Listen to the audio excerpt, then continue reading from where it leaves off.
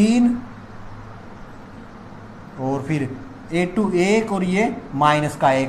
तो यहाँ से देखो a की वैल्यू तो हो गई 3, d की वैल्यू कितनी हो गई, 1 में से 3 गया तो माइनस के 2। अपन को पूछ क्या रहा है, 10वां पद, तीसरा पद तो आ ही गया, ये 10वां पद पूछ रहा है। तो यहाँ अपन अब n की वैल्यू रख लें 10, तो 10वां पद क्या आ जाएगा,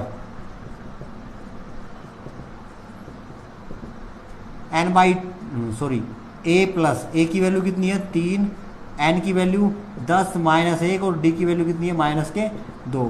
तो 3 प्लस का 9 और 9 दूनी माइनस के 18, तो कितना आ जाएगा माइनस के 15। ठीक है, तो जो 10वां पद आएगा a10 वो क्या आ गया अपने पास में माइनस के 15। और क्या पूछ रहा है, तीसरा पद आ ही गया, एक ये और पूछ रहा है nवां पद। तो nवां पद क्या आएगा भाई, nवां पद क्या होता है, an equal to a plus n minus 1 into d. n की वैल्यू मत रखो, बाकी सब रख दो। तो क्या आ जाएगा, an इक्वल टू a की वैल्यू कितनी आई थी भी अपने पास में 3 प्लस n की वैल्यू नहीं है माइनस का 1 और d की वैल्यू कितनी है अपने पास में माइनस का 2। ठीक है, तो an इक्वल टू 3 माइनस का 2n और प्लस का 2, 3 और 2 कितना हो जाएगा 5, 5 माइनस का 2n। तो ये तुम्हारा क्या आ जाएगा, nवां पद आ जाएगा। ठीक है, तो ये क्वेश्चन थोड़ा लंबा जरूर पड़ा है लेकिन थोड़ा इजी है, इतना टफ नहीं है। ठीक है, तो ये इसको स्टेप बाय स्टेप करो। पहले क्या पूछा था इसने, देखो nवां पद दे रखा था, nवां पद अपन ने निकाल दिया, s1 आ गया, मतलब प्रथम पद का योगफल आ गया। प्रथम पद का योगफल प्रथम पद इक्वल होता है, s2 निकाला अपन ने, उसी सूत्र में n की वैल्यू कितनी रख दी 2, तो s2 की वैल्यू कितनी आ गई 4। दूसरा पद कैसे आएगा, दो पदों के योगफल में से पहले पद का योगफल घटा दो। दो पदों का योगफल क्या था 4, एक पद का योगफल क्या था 3, 4 में से 3 गया तो कितना आया 1, ये कौन सा पद आ गया दूसरा। ऐसे ही अपन ने तीसरा पद निकाला, कितना आया था माइनस का 1। आगे फिर अपन ने 10वां पद पूछा तो वो निकाल दिया, nवां पद पूछा था वो निकाल दिया। ठीक है,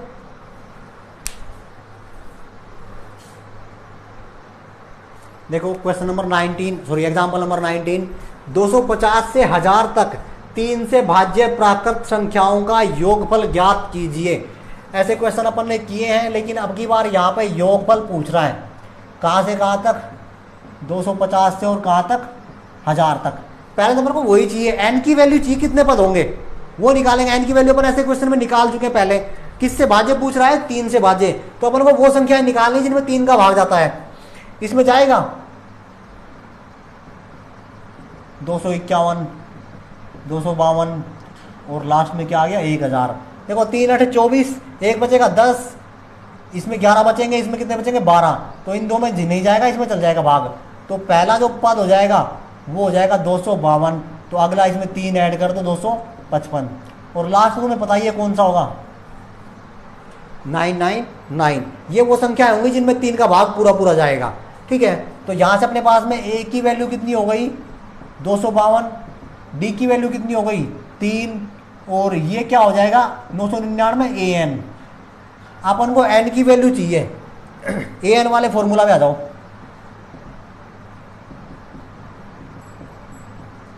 ठीक है, an की वैल्यू कितनी है अपने पास में 999, a की वैल्यू कितनी है 252 प्लस का n माइनस का 1 इंटू डी की वैल्यू कितनी है 3,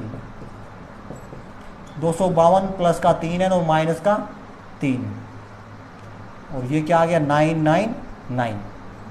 ठीक है, तो ये कितने बच जाएंगे 248 या 49, 249 और प्लस का 3n, और इधर क्या बच जाएगा 999।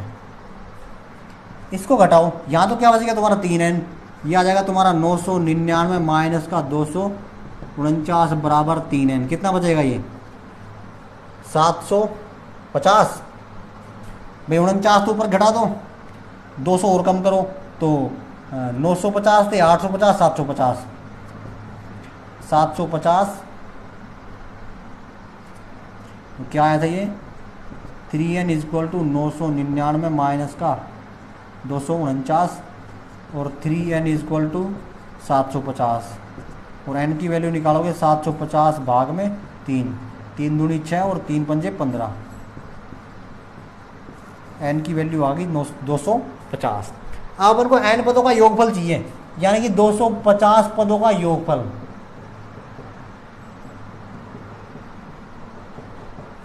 एस एन, मैंने तुम्हें 2 फॉर्मूले बताए थे कि जब एल की वैल्यू या ए एन की वैल्यू दे रखी हो तो अपन ये फॉर्मूला यूज करते हैं। तो क्या आ जाएगा, एस 250 इक्वल टू एन की वैल्यू 250 बटे 2 और ए की वैल्यू कितनी आ गई 252 और एल की वैल्यू कितनी है 999। ये तो कितना बच जाएगा 125 गुणा 9 और 2 11, देखो 1 9 और 5 14 और 1 15 और 9 और 2 11 और 1 12, 1251 और कितने 125। इनको गुणा करोगे तो कितना आ रहा है 15 63 75। तो एस 250 का जो आंसर आ रहा है वो आ रहा है 15 63 200 सॉरी 375, 15 63 75 ही आ रहा है। ठीक है, तो ये इसका आंसर आ जाएगा 15 63 75। ठीक है, ये question number sorry example number 19 है।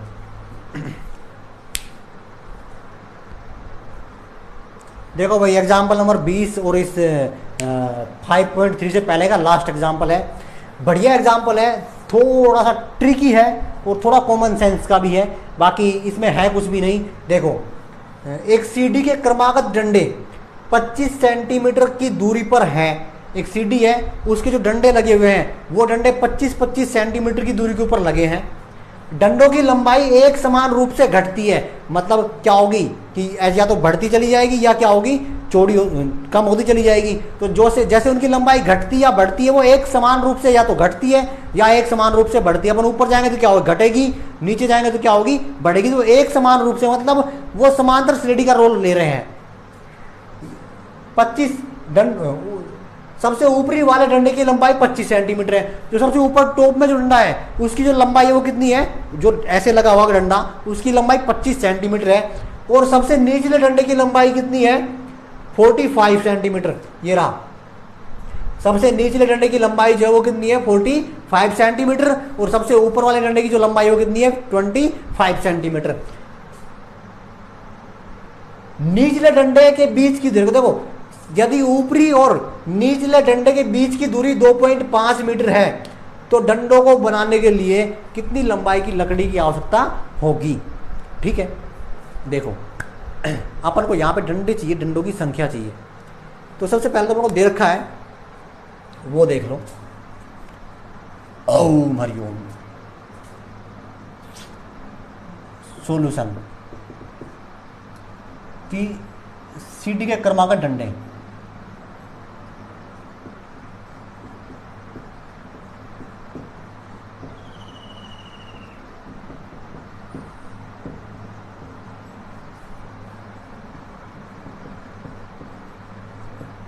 25 सेमी की दूरी पर लगे हैं।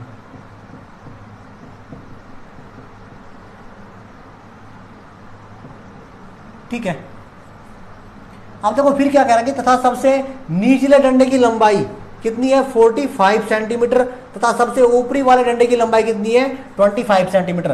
तो सबसे जो निचला है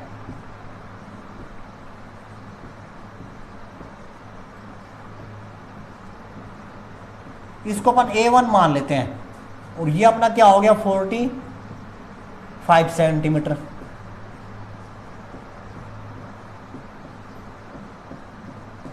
और सबसे ऊपरी जो डंडा है उसको मान लेते हैं अपन AN और ये कितना है अपने पास में 25 सेंटीमीटर। ठीक है, सीढ़ी की जो लंबाई है वो कितनी दे रखी है अपन को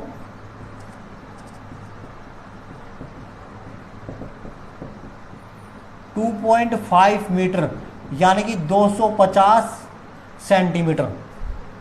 ठीक है, अब डंडों की संख्या की बात करें कि कितने डंडे लगे हुए हैं तो क्या आएगा भाई सीढ़ी की लंबाई और डंडों के बीच की दूरी। सीढ़ी की लंबाई तो कितनी हो गई 250 और ये कितनी है 25, लेकिन यहां पर प्लस करेंगे 1 ये +1 क्यों करेंगे, देखो ये ऐसे आता है, ये CD हो गई, डंडों का जो बीच की दूरी है वो कितनी है, 25-25 सेंटीमीटर है। ये दूरी, ये दूरी, ये दूरी, ये दूरी और ये दूरी और ये दूरी कितनी है, 25 सेंटीमीटर।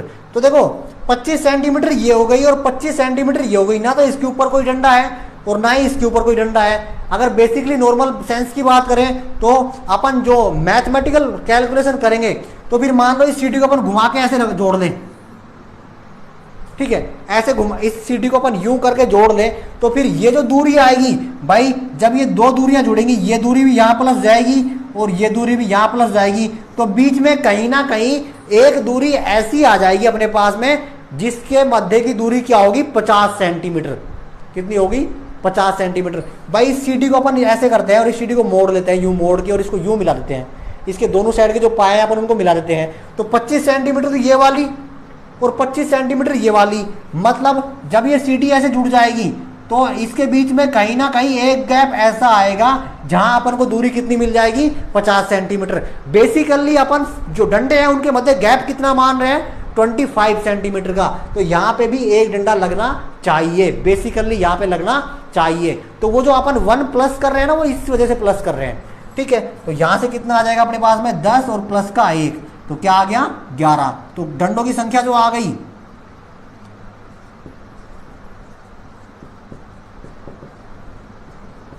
वो कितनी आ गई अपने पास में, 11, ठीक है। अब डंडों की क्या निकालनी है अपन को, कुल लंबाई। बिल्कुल आगे तो इजी हो जाएगा, अब तो इतना टफ नहीं है। देखो अपने पास में ए की वैल्यू हो गई, ए की वैल्यू कितनी हो गई, 45। ए एन या फिर एल, इसकी वैल्यू हो गई अपने पास में 25, एन की वैल्यू हो गई 11। अपन को चाहिए डंडों की कुल लंबाई।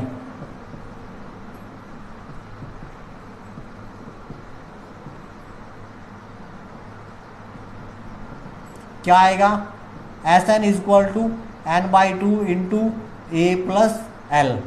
एस एन की वैल्यू 11, फिर यहाँ पे एन की वैल्यू 11/2, ए की वैल्यू क्या थी अपने पास में 45 और एल की वैल्यू क्या थी 25।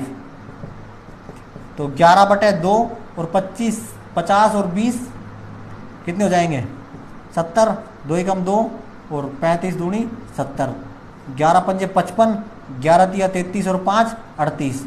ये तो आ गई अपने पास में सेंटीमीटर में। अगर इसको मीटर में बात करें तो कितनी आ जाएगी, 3.85 मीटर। ये हो जाएगी डंडों की कुल लंबाई, ठीक है। ये क्वेश्चन नंबर 20 हो गया आपका complete, sorry example number 20 complete हो गया।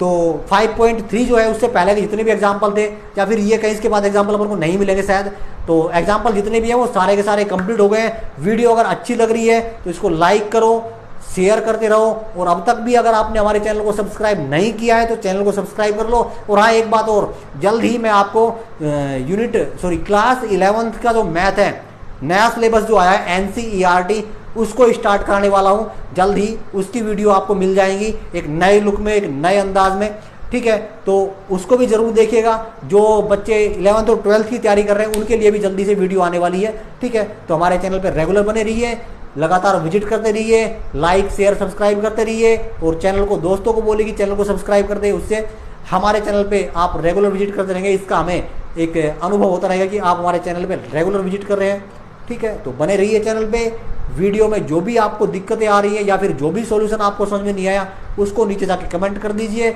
उसका आपको रिप्लाई या उसका सॉल्यूशन आपको 100% मिलेगा, ठीक है। जय हिंद।